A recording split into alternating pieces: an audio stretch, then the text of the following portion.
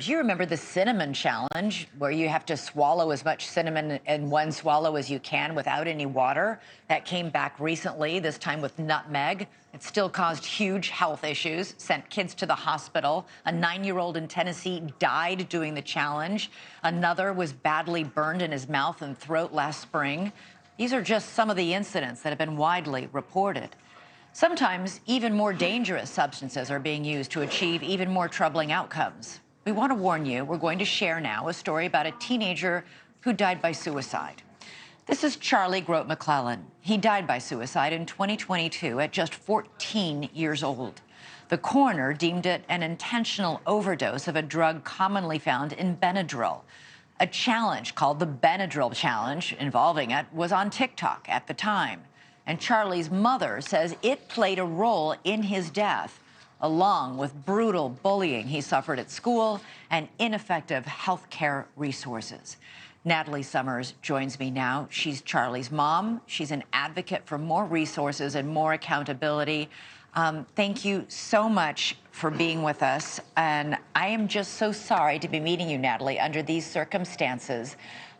Just start by telling me about Charlie. What was he like? What was he into? I know he was smart. He was a great student. Thank you so much, Elizabeth, for having me, first of all. Charlie was just a wonderful kid all the way around. I mean, he had a huge heart. He had a ton of different talents. He was extremely smart and witty, and had a special knack for just making people laugh at any given time.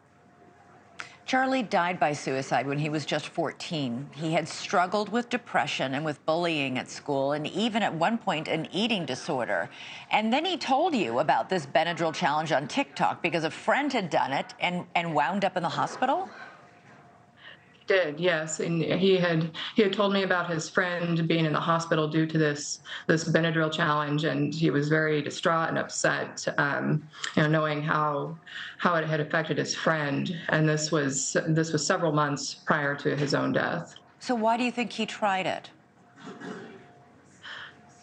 I think that he was at a point where he felt like he didn't have any other choice, and I think he had kind of given up on life. And I don't think that it was accidental. It was ruled intentional by the coroner, and he had the awareness of what to do to carry out his suicide based on what he had learned from his friend or from TikTok or wherever it originated.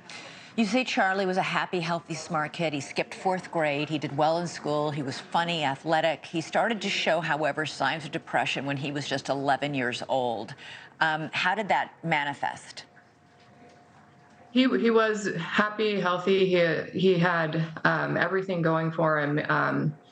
He started 8th grade and just seemed to do a 180 within weeks after starting school. And we learned shortly thereafter that he had begun to be bullied at school, and he just kind of spiraled downward from there. And we were left scrambling, trying to find effective solutions to help him to address his deteriorating mental health, and tried every possible treatment option that was offered to us or recommended to us by professionals, and everything that we tried just seemed to make things worse for him. Yeah, middle school is tough. I don't think anybody looks back on middle school and says that was a great time, but you found out he was really being bullied pretty badly, and you went to the school. Did you get any help there?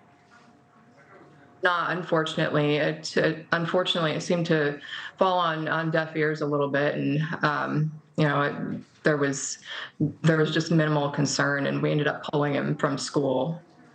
You found out before you pulled him from school that even though your family had a really strict rule on cell phones, his phone only allowed him to call in and check. He couldn't go on the internet or surf the internet or get on these social media sites.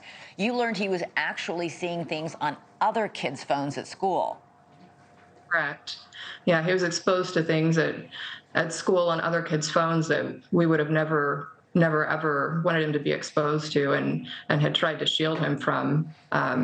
And unfortunately, there was a little bit of a lax policy at the school regarding cell phones. I know that at some point you also discovered he had an eating disorder because he had been bullied and kids had called him fat, even though he wasn't. He was actually quite tall. That was the only thing that sort of set him apart. But once that gets in, it's really, really hard to undo. And the school offered you no help on this bullying.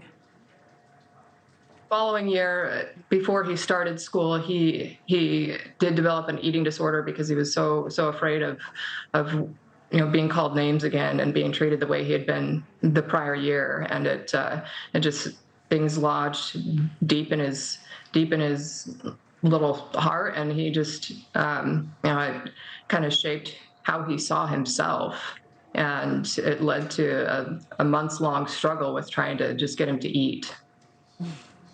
One of the real problems that you faced in Idaho, where you live, was finding help for your son.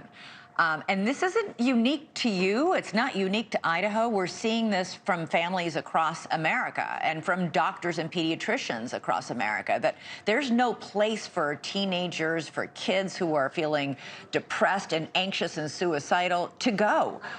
There was a report recently that suicidal teenagers are spending days and days in local emergency rooms because doctors have no place to send them. That is what I found to be the case. I searched in Idaho, and I went beyond Idaho, and I ended up spending hours upon hours researching, trying to find appropriate treatment options for him, because there just was not an effective solution that was available to meet his specific needs.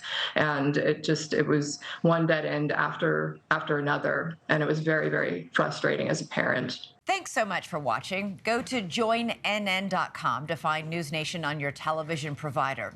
And don't forget to click the red subscribe button below to get more of NewsNation's fact-driven, unbiased coverage.